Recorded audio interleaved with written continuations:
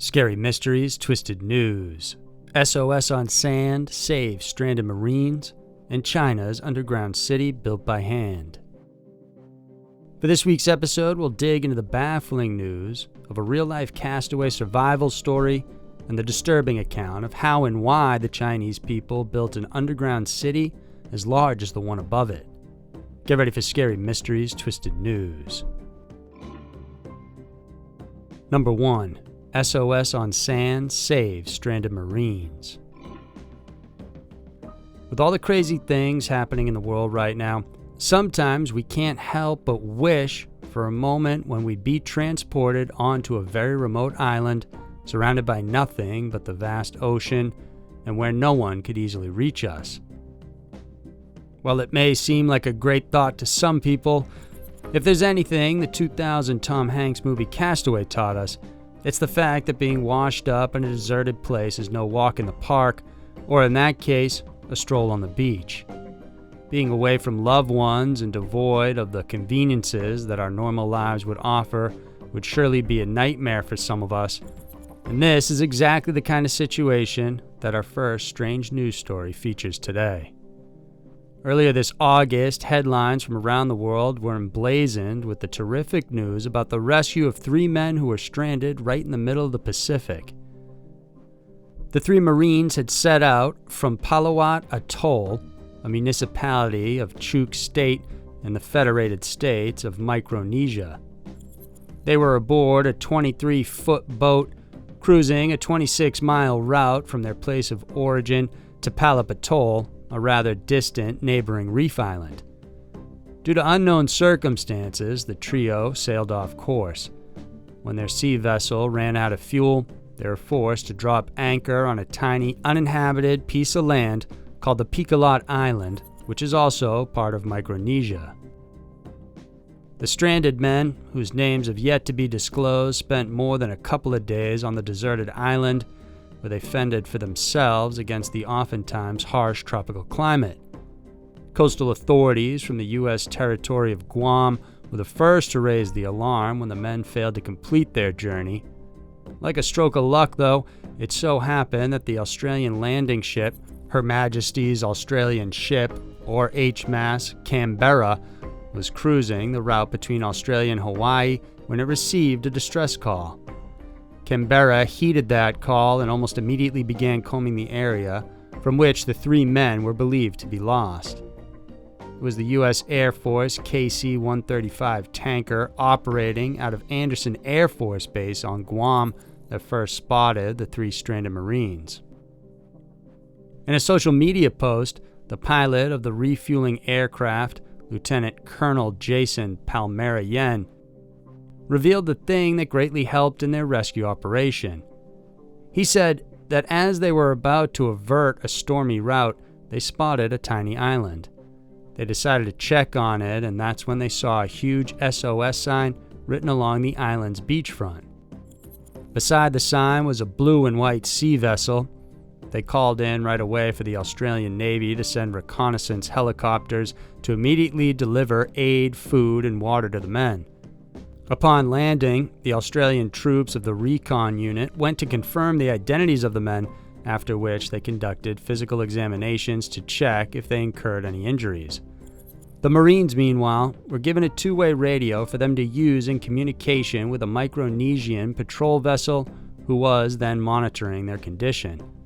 Almost a day after their discovery, the 3 lost men were carried back safely to the mainland.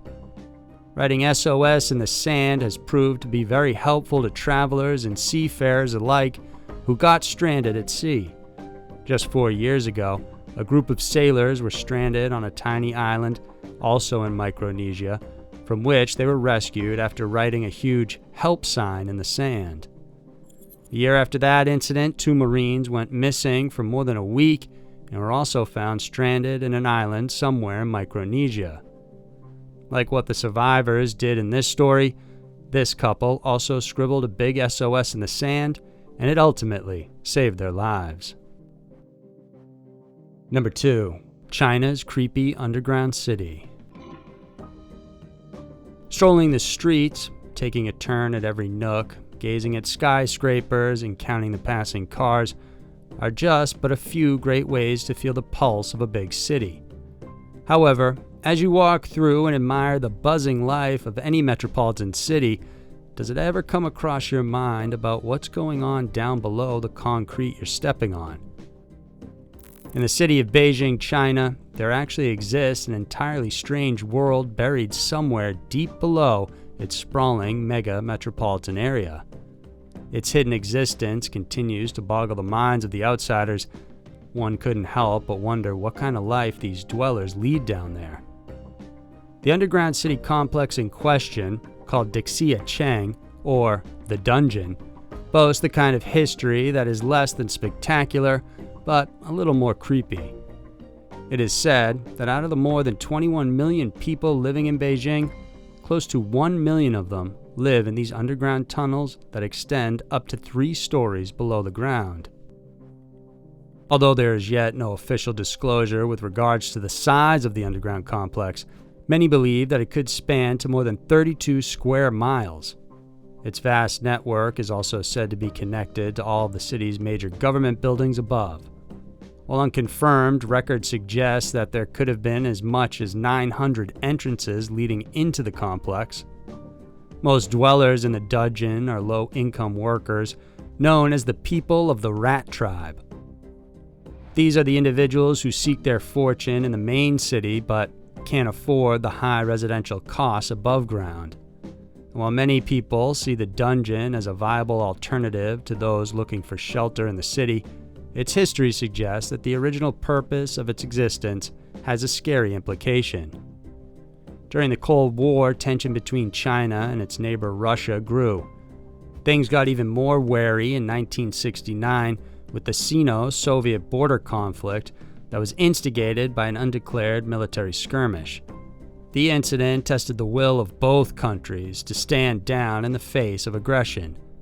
As their relationship continued to turn sour, China, which was then under the rule of Chairman Mao Zedong, took some preemptive measures in case a full-scale war were to break out.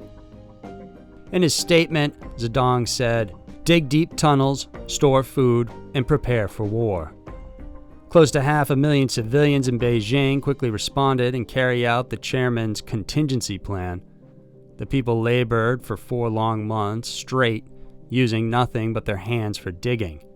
Some were equipped with shovels and bamboo baskets to carry out the earth they dug to the surface.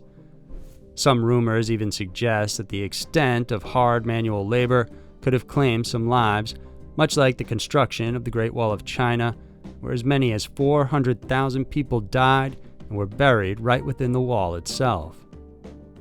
Under the guidance of army engineers, the citizens were able to create this vast network of tunnels that housed tens of thousands of atomic bunkers, factories, farms, and warehouses. Aside from these infrastructures needed for survival, the complex was also built with sports facilities, restaurants, and theaters. Basically, it has everything that the community might need in the event of a nuclear war. Even the underground city's ventilation system was designed so that it could be isolated from the outside air. In short, the tunnel complex was made with the intention that it could provide refuge to the people should the Sino-Soviet War erupt. It can't be emphasized enough how vast this complex actually is. In fact, the Chinese government at the time made claims saying that the underground megastructure is large enough to accommodate the entire population of Beijing, which in 1969 was already around 6 million. Fortunately for China and the world, the dungeon was never used for its intended purpose. As the Cold War was well underway to its end, several sections of the complex were turned over to local government authorities to be utilized as offices. However, most of the bunkers were repurposed to become residential units with very low rental rates.